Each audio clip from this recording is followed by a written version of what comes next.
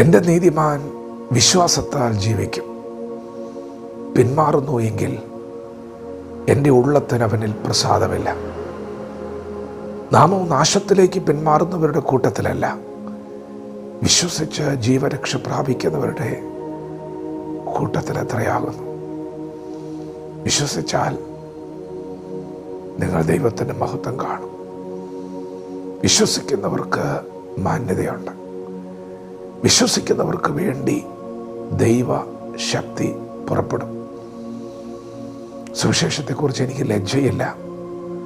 അത് വിശ്വസിക്കുന്ന ഏവനെയും രക്ഷിക്കുന്ന ദൈവശക്തിയാണ്. നിങ്ങൾ വിശ്വസിച്ചാൽ ഇന്ന് പകൽ നിങ്ങൾ രക്ഷ പ്രാപിക്കും. എന്നാൽ നിങ്ങൾ പിന്മാറിയാൽ അത് നാശമാണ്. യേശുക്രിസ്തു മാത്രമാണ് വഴി. യേശുക്രിസ്തുവാണ് സത്യം. യേശുവാണ് ജീവൻ. പ്രിയപ്പെട്ടവരെ, യേശു ഈ ഭൂമിയിൽ വന്നത് നമുക്ക് ജീവൻ നൽകാനാണ്, സമൃദ്ധമായ ജീവൻ നൽകാൻ. നിങ്ങളെ വിളിച്ചത് യേശുവാണ്.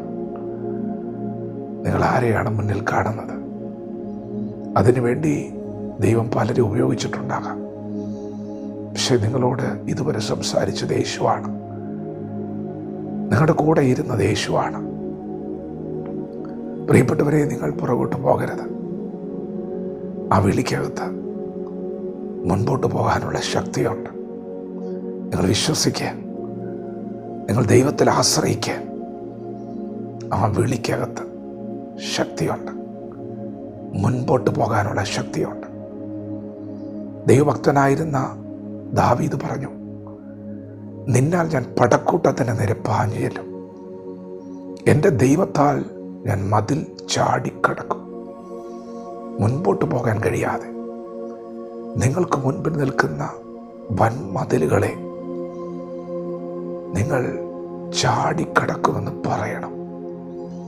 എന്നെ ശക്തനാക്കുന്ന എൻ്റെ ദൈവം മുഖാന്തരം എനിക്കത് കഴിയുമെന്ന് നിങ്ങൾ പറയണം. അത് വിശ്വാസത്തിൻ്റെ വാക്കുകളാണ്. എവിടെ നിങ്ങൾ വിശ്വാസ പ്രഖ്യാപനം നടത്തുന്നുവോ അവിടെ ദൈവശക്തി വ്യാപരിക്കും. അവിടെ ദൈവം നിങ്ങൾക്ക് വേണ്ടി ഇറങ്ങി വരും. ഇന്ന് നിങ്ങളുടെ മുമ്പിലൊരു മതിലുള്ളതുപോലെ നിങ്ങൾക്ക് അനുഭവപ്പെടുന്നുണ്ട്. നിങ്ങളുടെ മുന്നേറ്റത്തെ തടയുന്ന ചില പ്രതികൂലങ്ങൾ, ചില ശക്തികൾ എതിരെ നിൽക്കുന്നത് പോലെ നിങ്ങൾക്ക് അനുഭവപ്പെടുന്നുണ്ട്. വീണ് കിടക്കുന്നത് പോലെ, എഴുന്നേൽക്കാൻ കഴിയാത്തതുപോലെയൊക്കെ ഇന്ന് പകൽ നിങ്ങൾക്ക് അനുഭവപ്പെടുന്നുണ്ട്. പക്ഷെ നിങ്ങൾ ഭാരപ്പെടണ്ട. എഴുന്നേൽക്കണം. എഴുന്നേറ്റേ പറ്റൂ. കാരണം പിന്മാറ്റം എപ്പോഴും നാശത്തിലേക്കാണ്. പിന്മാറുകയില്ല. ഞാൻ ഒരു ചുവട് പോലും പുറകോട്ട് വയ്ക്കില്ല. ഞാൻ എൻ്റെ ദൈവത്തിലേക്ക് നോക്കും. അവങ്കിലേക്ക് നോക്കിയവർ പ്രകാശിതരായി. അവരുടെ മുഖം ലജ്ജിച്ചു പോയിട്ടില്ല. ഇന്നുവരെ ലജ്ജിക്കപ്പെടുവാൻ ദൈവം സമ്മതിച്ചിട്ടില്ല. ദൈവം നിങ്ങൾക്ക് വേണ്ടി ഒരുക്കി വെച്ചിട്ടുണ്ട്.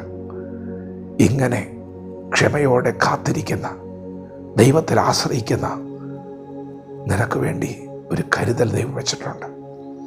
അത് ദൈവശക്തിയാണ്. അത് അഭിഷേകമാണ്.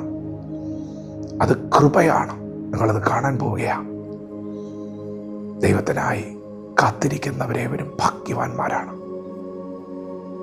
യഹോവ ന്യായം പ്രവർത്തിക്കുന്ന ദൈവമല്ലോ. പ്രിയപ്പെട്ടവരെ, ഈ പകൽ വിശ്വസിക്കുക. നിങ്ങൾ രക്ഷ പ്രാപിക്കും. ജീവരക്ഷ പ്രാപിക്കും. അങ്ങനെ രക്ഷപ്പെട്ട ഒരു വലിയ കൂട്ടം നിങ്ങളുടെ ചുറ്റും നിൽക്കുന്നുണ്ട്. അവരൊക്കെ വിശ്വസിച്ച് ചുവടുകൾ വെച്ചവരാണ്. വിശ്വാസത്തോടെ മുൻപോട്ട് ചുവടുകൾ വയ്ക്കാം. ദൈവം നിങ്ങളോട് കൂടെയുണ്ട്. വചനത്തോട് പ്രതികരിക്കാം. ദൈവം നമ്മെ ഓരോരുത്തരും ഈ പകൽ അനുഗ്രഹിക്കുമാറാകട്ടെ. ആമേൻ.